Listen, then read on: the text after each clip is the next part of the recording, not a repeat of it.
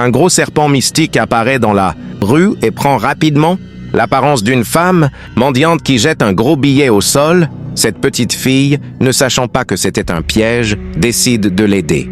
Mais avant que sa sœur ne l'arrête, le malheur est arrivé. La petite fille est transformée en pain sucré. Automatiquement, ce jeune fou s'empresse de prendre le pain sucré du sol. Vraiment incroyable. L'esprit serpent recommande au fou de lui donner le pain. La jeune sœur demande au fou de lui donner sa petite sœur. « Envoie-moi mon pain, donne-moi ma sœur », dit-elle en s'approchant du fou. La jeune sœur commence par réprimander l'esprit mystique de faire réapparaître sa sœur. Celui-ci joue totalement l'innocent. Quelle situation mystiquement mystique!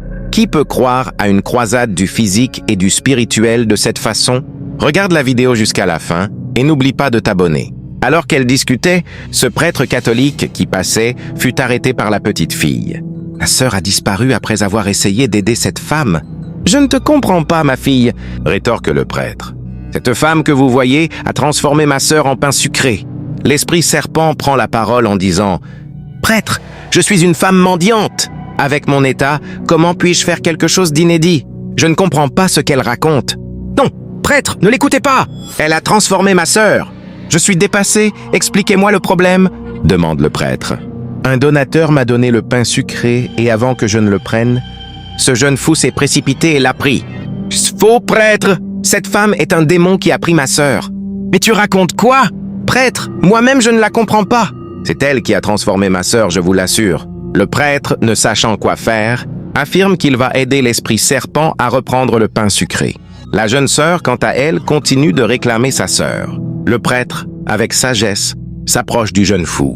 Il commence par jouer avec lui pour le distraire. La jeune sœur continue de faire des va-et-vient pour réclamer justice. Le prêtre essaye de toutes les façons de convaincre le jeune fou, mais cela reste sans succès. Après avoir promis au jeune fou qu'il va lui prendre un pain sucré de plus grande taille, celui-ci accepte et lui donne le pain sucré. Le prêtre retourne vers l'esprit serpent et lui donne le pain sucré. Cela déplut fortement à la jeune sœur qui commence par discuter du pain sucré. « Mais c'est juste un pain. Je ne sais pas pourquoi tu le discutes avec cette pauvre femme. »« Non, prêtre, je vous répète que c'est ma sœur. Oublie ton histoire. Si tu as besoin que la femme te donne le pain, dis-le et arrête de confirmer tes propos. » Mais la jeune sœur continue de dire la même chose. « Donne-moi ma sœur !» Le prêtre lui demande de partir, mais elle refuse catégoriquement. « Va à la maison, petite fille !» demande l'esprit serpent. Le prêtre, prenant la parole, s'excuse pour le dérangement causé par la jeune sœur et le jeune fou, ce qui déplut encore une fois à la jeune sœur. Le jeune fou s'approche du prêtre pour lui rappeler sa promesse. C'est alors que celui-ci commence à s'éloigner de la jeune sœur. La jeune sœur continue de convaincre l'esprit serpent de lui remettre sa sœur, mais celle-ci l'ignore.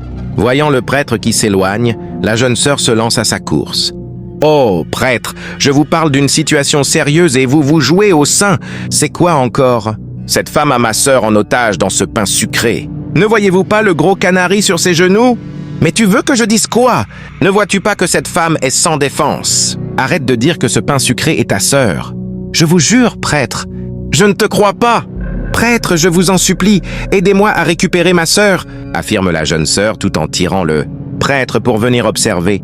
Quelque chose qui va nous choquer tous. L'esprit serpent piège cette petite fille aussi et la transforme en pain sucré. Quand le prêtre voit cela de ses propres yeux, il comprend que la jeune sœur disait la vérité. « Ah, c'est ce que je vous disais. Allons-y !» rétorque le prêtre. « Hé, femme, ne touche pas à ce pain !»« Et pourquoi cela ?» questionna l'esprit serpent. « Donc c'est ce que tu fais, transformer des enfants en pain sucré. » L'esprit serpent essaie de prendre le pain du sol, mais le prêtre, lui, interdit même d'essayer. « Mais vous racontez quoi? Je t'ai vu de mes propres yeux, » réplique le prêtre. Il s'empresse de prendre le pain du sol et ramène la jeune sœur à l'écart. « Maintenant qu'on a les pains sucrés, on doit faire comment? Parlez-moi. » Aussitôt, un prophète qui passait fut arrêté par le prêtre. Les deux se saluèrent cordialement. Avant que le prêtre n'explique la situation, le prophète l'arrêta. « Attends, ce pain dans ta main est une petite fille. » « Exactement, prophète. C'est cette femme qui est à la base de tout. La voix de Dieu me dit que cette femme est un démon. »« Mais je n'ai rien fait. »« Laisse-moi continuer. Tu as transformé la sœur de cette jeune fille. »« Mais je ne comprends pas vos accusations. »« Tu vas la fermer !» rétorque le prêtre. Le prophète continue en disant « que la femme n'est pas un être humain et qu'elle avait pris cette apparence pour ramener des âmes à son maître. Il demande à la jeune sœur de s'éloigner d'elle. Le prophète déclara fortement au nom puissant de Jésus-Christ. C'est alors qu'un éclat de tonnerre retentit pour forcer. L'esprit serpent a avoué son crime. Oui, c'est vrai, je l'ai fait et je peux réparer. Vas-y, fais vite! Le prophète demande qu'on dépose le pain sucré au sol. Quand l'esprit serpent mit en contact son talisman rouge avec le pain, la petite fille réapparut. Le prophète commença par lui parler sévèrement. Ce qui mit l'esprit serpent en boucle, la jeune sœur réclame qu'il reste sa sœur à sauver. Elle fait sortir le pain, caché derrière l'esprit serpent, et quand celle-ci met en contact son talisman en rouge et le pain sucré, la petite sœur réapparut. La vie est remplie de mystères visibles et invisibles. Certaines réalités spirituelles échappent à l'œil humain, mais elles influencent directement le quotidien de plusieurs. Dans cette histoire, un serpent mystique prit l'apparence d'une simple mendiante pour tendre un piège. Cela nous enseigne que tout ce que nous voyons n'est pas toujours ce que cela semble être. Le danger se cache parfois derrière une apparence inoffensive. Leçon de vie numéro 1. Apprends à discerner. Toutes les mains tendues ne méritent pas d'être serrées. Tous les visages doux ne reflètent pas la bonté. La petite fille, avec son cœur innocent, a cru qu'elle aidait une pauvre femme. Mais derrière ce visage de souffrance se cachait un esprit destructeur. Le monde dans lequel nous vivons est rempli de masques. Il faut toujours demander à Dieu de nous révéler la vérité avant de poser certains gestes. Leçon de vie numéro 2. Les pièges de l'ennemi sont subtils. Le serpent n'est pas venu sous sa vraie forme pour effrayer. Il s'est caché derrière l'image de la faiblesse afin de gagner la confiance des passants. De la même manière, les tentations viennent rarement sous une forme repoussante. Elles viennent sous forme de cadeaux, d'opportunités rapides, de relations attrayantes, mais dont la fin est la destruction. Leçon de vie numéro 3. L'indifférence des hommes peut égarer. Le prêtre dans cette histoire a choisi de croire à l'apparence plutôt qu'au cri de vérité de la petite sœur. Cela montre que parfois, même les autorités spirituelles ou les proches peuvent minimiser tes combats. Mais ne baisse pas les bras. Quand tu sais que tu dis la vérité, continue à crier jusqu'à ce que la lumière éclaire les ténèbres. Leçon de vie numéro 4. Les preuves spirituelles finissent toujours par parler. Quand le serpent a osé transformer la deuxième petite fille sous les yeux du prêtre, la vérité éclata. Cela prouve que le mensonge peut séduire pour un temps, mais tôt ou tard, la lumière de Dieu dévoile l'œuvre des ténèbres. Ne sois pas pressé de chercher la validation des hommes. Marche dans la vérité, elle finira toujours par triompher. Un avertissement. Ne te laisse pas séduire par l'apparence des bénédictions rapides. Ce qui brille n'est pas toujours de l'or. Le diable sait offrir ce qui attire les yeux pour prendre ce qui est précieux. Ton âme, ta destinée, ta famille, tes bénédictions. Prends garde! Sois vigilant dans tes choix, dans tes amitiés, dans tes décisions. Conseil, apprends à prier avant de tendre ta main. Apprends à écouter la voix de Dieu avant de suivre une voix humaine. Ne crois pas tout ce que tu vois, mais confronte chaque chose à la parole de Dieu. Car celui qui vit sans discernement marche dans l'obscurité, mais celui qui s'appuie sur Dieu marche dans la lumière. Prière. Seigneur Tout-Puissant, ouvre mes yeux pour que je voie au-delà des apparences. Protège-moi des pièges visibles et invisibles. Délivre-moi des séductions qui veulent détruire ma destinée. Que ni moi ni mes frères, ni mes sœurs ne tombions dans les filets des esprits de destruction. Je brise toute alliance cachée qui veut m'éloigner de toi. Au nom puissant de Jésus-Christ, je réclame la restauration de tout ce que l'ennemi a volé dans ma vie. Amen. Et autre avertissement. Ne joue pas avec les choses spirituelles. Le monde invisible est plus réel que le monde physique. Ne minimise pas les signes. Si ton esprit t'avertit, ne ferme pas ton cœur. Si un proche t'appelle à l'aide, ne ferme pas tes oreilles. Écoute, prie et agis selon la volonté de Dieu. Autre conseil. Sois comme la petite sœur qui, malgré les moqueries et l'incrédulité, continua de réclamer justice. Dans la vie, si tu crois fermement que tu défends la vérité, ne lâche pas prise. Même si personne ne te croit, continue de parler, continue de prier. Un jour, Dieu confondra tes accusateurs. Dernière prière. Seigneur, viens fortifier ma foi afin que je ne me décourage jamais devant les épreuves. Donne-moi le courage de résister aux séductions, la force de défendre la vérité et la sagesse de toujours choisir ton chemin. Que ma vie, ma famille et mes projets soient couverts par ton sang précieux. Que tout esprit serpent qui rôde autour de moi soit exposé, confondu et anéanti au nom puissant de Jésus. Et ce récit nous enseigne que le mal se cache souvent derrière des visages ordinaires. Mais celui qui marche avec Dieu ne sera jamais pris au piège. Reste éveillé, reste dans la prière, et le Seigneur combattra toujours pour toi. Écris Amen si tu crois, et n'oublie pas de t'abonner. Ce véhicule submerge d'eau involontairement cette petite fille doublement handicapée. La petite fille commence par crier fortement pour l'arrêter. Regarde la vidéo jusqu'à la fin pour comprendre. Le véhicule, averti par les passants, s'arrête. La petite fille handicapée, une fois approchée, commence par frapper l'arrière du véhicule. La jeune femme qui conduisait le véhicule sort. À sa sortie, elle renverse volontairement le sachet d'eau que gardait la petite fille et commence par les éclater au sol un à un, tout en réprimandant la petite fille d'avoir commis l'erreur de l'arrêter. La petite fille essaie par tous les moyens de sauver des sachets d'eau, mais la jeune femme ne le lui permet pas. « Pourquoi tu m'as arrêté? Maintenant tu dois dire « Madame, pardonnez. Est-ce que toute ta famille peut acheter ce véhicule? Regarde cette fille idiote !» affirme-t-elle en continuant son acte de méchanceté. La petite fille continue de demander pardon auprès de celle-ci. « C'est le fait que tu as pris tes sales mains pour toucher mon véhicule qui m'énerve, » dit-elle. Mais pendant son acte de méchanceté, son bronchodilatateur tombe au sol sans qu'elle n'y fasse attention. Elle continue de briser les sachets d'eau au sol tout en demandant à la petite fille de vite quitter sa face. Elle se dirige vers la portière du véhicule. Une fois ouverte pour entrer, elle commence par tousser fortement et tombe en crise d'air. Elle s'écroule au sol. La petite fille, voyant le bronchodilatateur au sol, le prend. En la regardant, elle se lève du sol. Elle regarde le bronchodilatateur, tout en se rappelant comment le véhicule l'avait submergé d'eau. « Toi, à sa place, que ferais-tu? Dis-le en commentaire. » Elle commence à reculer de la jeune femme et se demande s'il faut l'aider ou pas. Des centaines d'idées commencent à tourner dans sa tête. La jeune femme, les mains tendues, demande l'aide de la petite fille. Elle prend son béquille d'handicapé puis se met en marche. Elle se rappelle des atrocités que la jeune femme lui avait fait subir. Si après avoir regardé cette vidéo, tu demeures orgueilleux, c'est que tu es un démon. Continue de regarder la vidéo jusqu'à la fin et n'oublie pas de t'abonner.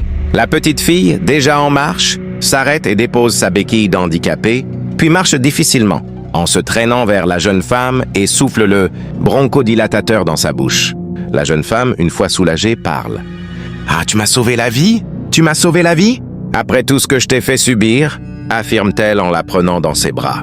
Elle remercie fortement la petite fille et commence par fouiller dans son véhicule, puis ressort avec des paquets de billets. Elle commence à forcer la petite fille à en prendre. Mais celle-ci affirme que cela n'en vaut pas la peine. La jeune femme continue d'insister. La petite fille l'ignore totalement, prend sa béquille d'handicapé, puis continue son chemin. Dans la vie, il arrive parfois que le malheur s'abatte sur les plus fragiles, non pas parce qu'ils l'ont mérité, mais pour révéler la dureté du cœur de certains et la grandeur d'âme d'autres. Cette histoire en est la preuve. Une petite fille doublement handicapée, déjà éprouvée par la vie, a été involontairement éclaboussée par un véhicule. Au lieu de comprendre son cri et sa détresse, la conductrice est sortie avec arrogance et colère. Elle a humilié cet enfant, a éclaté au sol les sachets d'eau qu'elle gardait précieusement et l'a insulté, oubliant que nul sur cette terre n'est supérieur à un autre. Quelle cruauté de piétiner ce que l'on sait être vital pour une personne en difficulté. Mais voyez comme Dieu agit. Au moment même où la conductrice croyait dominer son bronchodilatateur, essentiel pour sa respiration, est tombée à terre. Quelques instants plus tard, elle est frappée par une crise et se retrouve au sol sans force, tendant ses mains vers la même petite fille qu'elle venait d'humilier. Voilà la première grande leçon. Ne méprise jamais ton prochain, car celui que tu humilies aujourd'hui peut être celui dont tu auras besoin demain. La vie tourne et personne ne sait ce que l'avenir réserve. La petite fille aurait pu s'éloigner et la laisser souffrir. Elle avait toutes les raisons de le faire. Mais malgré la douleur, malgré l'injustice qu'elle venait de subir, elle a choisi le pardon et la bonté. Elle a pris sa béquille, s'est traînée avec difficulté et a sauvé la vie de cette femme cruelle. Voici la deuxième leçon. Le pardon est une arme plus puissante que la vengeance. Celui qui pardonne attire la faveur de Dieu, car il choisit la lumière plutôt que l'obscurité. À travers cette histoire, nous devons retenir que la richesse, les biens matériels ou même un véhicule luxueux ne font pas la valeur d'un être humain. Ce n'est pas ta voiture, ta maison ni ton argent qui te définissent, mais ton cœur et la manière dont tu traites les autres. Avertissement. L'orgueil est un poison. Celui qui s'élève par l'arrogance finira toujours rabaissé par la vie. Apprenons à rester humbles, car un instant suffit pour que tout ce que nous possédons perde sa valeur. Ne laisse jamais ton statut, ton argent ou ton confort te faire oublier l'humanité. Au final, la petite fille est repartie, refusant même l'argent que la conductrice voulait lui donner. Elle a prouvé que la vraie richesse ne se mesure pas en billets de banque, mais en bonté, en intégrité et en grandeur d'âme. Si tu ou écoutes cette histoire aujourd'hui, sache que ce n'est pas un hasard. Dieu t'envoie un message. Toi aussi, choisis le pardon, choisis l'humilité et respecte ton prochain. Partage cette vidéo pour que d'autres reçoivent cette leçon et abonne-toi pour plus de messages qui transforment.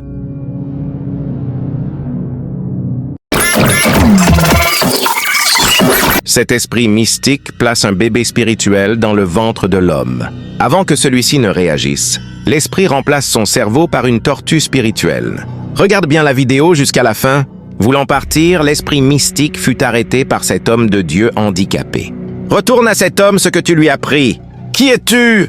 Je suis celui envoyé par le Tout-Puissant pour t'obliger à réparer ton œuvre. Veux-tu essayer de me défier? L'homme de Dieu tend sa Bible dans sa direction. Une puissance en sort. L'esprit change d'apparence féminine. Toi? Oui, je vais t'obliger, affirme l'homme de Dieu en tendant sa Bible dans la direction de l'esprit. Celui-ci reprend une autre apparence féminine. Pendant ce temps, l'homme s'amuse comme un bébé. L'homme de Dieu continue, avec la puissance de Dieu, à obliger l'esprit mystique à se révéler. Elle reprend une autre apparence féminine.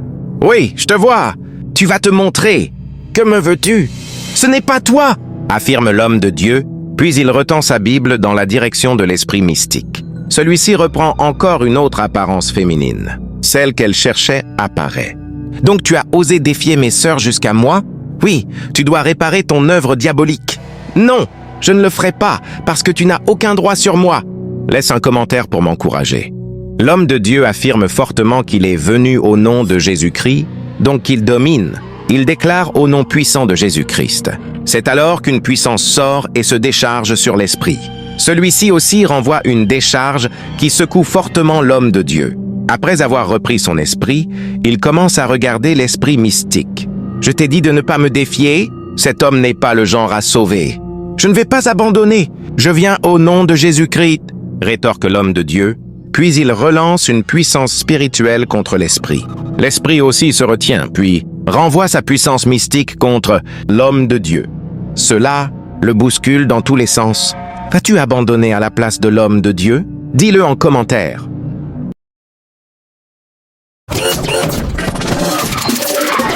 Laisse-moi te dire que tu ne pourras pas m'atteindre. Tu dois réparer ton œuvre diabolique, rétorque-t-il. Puis il ouvre la Bible en face de l'esprit. Une puissance très forte sort de la Bible et commence à rôder autour de l'esprit. Ne pouvant plus supporter la puissance, l'esprit décide de dire la vérité. L'homme de Dieu referme la Bible. L'esprit, prenant sa main, fait disparaître la grossesse de l'homme, puis lui remet son cerveau à sa place. Une puissance jaillit de l'homme comme un désenvoûtement. Ayant repris son esprit, l'homme reconnut l'esprit. « Mais que fais-tu ici? » Tu me demandes ce que je fais ici? Tu es un méchant homme. Comment as-tu pu me faire cela après tout ce que j'ai fait pour toi? J'ai investi toute mon économie pour te faire voyager à l'extérieur pour tes études. Et toi, tu es revenu sans même vouloir me retrouver, malgré que j'étais enceinte de toi. 3 ans sans nouvelles, à cause de la colère que tu as semée en moi. J'ai rejoint la confrérie des sœurs, destructrice pour détruire ta vie comme tu l'as fait avec la mienne. Quoi, juste pour ça? Rétorque l'homme. Tu penses que c'est facile de digérer cela? Et le canari, c'était à cause de moi. Oui, l'homme de Dieu, fatigué de leur bataille, intervient. Jeune homme, fais attention à toi. Toi, esprit, disparaît maintenant. L'esprit disparaît. L'homme de Dieu réprimande fortement le jeune homme pour son acte ingrat. Dans la vie, il existe des réalités invisibles qui échappent aux yeux des hommes ordinaires. Certains esprits mystiques cherchent à détruire, à détourner et à enchaîner des âmes innocentes. Dans cette vidéo, nous voyons un esprit mystique déposer un fardeau spirituel dans la vie d'un homme, un faux bébé dans son ventre, et même son cerveau remplacé par une tortue spirituelle. Quelle image choquante! Mais c'est une vérité spirituelle. Beaucoup marchent aujourd'hui avec des fardeaux qui ne viennent pas de Dieu, des pensées qui ne leur appartiennent pas, des maladies et des blocages qui sont des semences diaboliques placées par l'ennemi. Cet homme aurait pu rester prisonnier toute sa vie, mais Dieu a envoyé un serviteur fidèle, un homme de Dieu malgré son handicap. Quelle grande leçon! Dieu n'a pas besoin que tu sois parfait dans ton corps pour t'utiliser. Même dans ta faiblesse, il peut manifester sa puissance. N'abandonne jamais à cause de ton état ou de tes limites physiques. Ce n'est pas ton apparence qui détermine la puissance de Dieu en toi, mais ton obéissance et ta foi. Face à l'esprit mystique, l'homme de Dieu n'a pas tremblé. Il a brandi la parole de Dieu, représentée par la Bible, et a déclaré avec autorité « Je viens au nom de Jésus-Christ ». Voilà le secret. Ce n'est pas ton nom, ni ton pouvoir, ni ton intelligence qui font fuir l'ennemi, mais le nom au-dessus de tout nom, Jésus-Christ de Nazareth. Le diable peut changer d'apparence. Il peut prendre des visages séduisants. Il peut se camoufler pour tromper, mais devant la puissance de la parole de Dieu, il finit toujours par se révéler.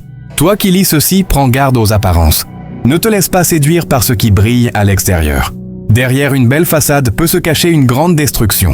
L'esprit mystique dans cette histoire a pris plusieurs visages féminins. Mais à la fin, la vérité a éclaté. C'était une femme blessée, remplie d'amertume, qui s'était livrée à la confrérie à cause de rancune du passé. Quelle leçon! La rancune, la colère et l'amertume ouvrent des portes terribles dans la vie de l'homme. Au lieu de pardonner et de chercher la paix, cette femme s'est tournée vers le mal, pensant trouver une solution dans la vengeance. Mais en réalité, elle s'est liée elle-même à des forces destructrices. Mon frère, ma sœur, retiens ceci, la rancune ne te libérera jamais, elle t'enchaînera encore plus. Le pardon, lui, libère ton cœur et attire la bénédiction de Dieu. L'homme de Dieu a résisté. Même quand l'esprit le secouait, même quand la puissance adverse semblait plus forte, il n'a pas abandonné. Il a déclaré encore et encore « Je viens au nom de Jésus-Christ ». Toi aussi dans tes épreuves, dans tes combats, dans tes larmes, n'abandonne jamais. Répète cette vérité.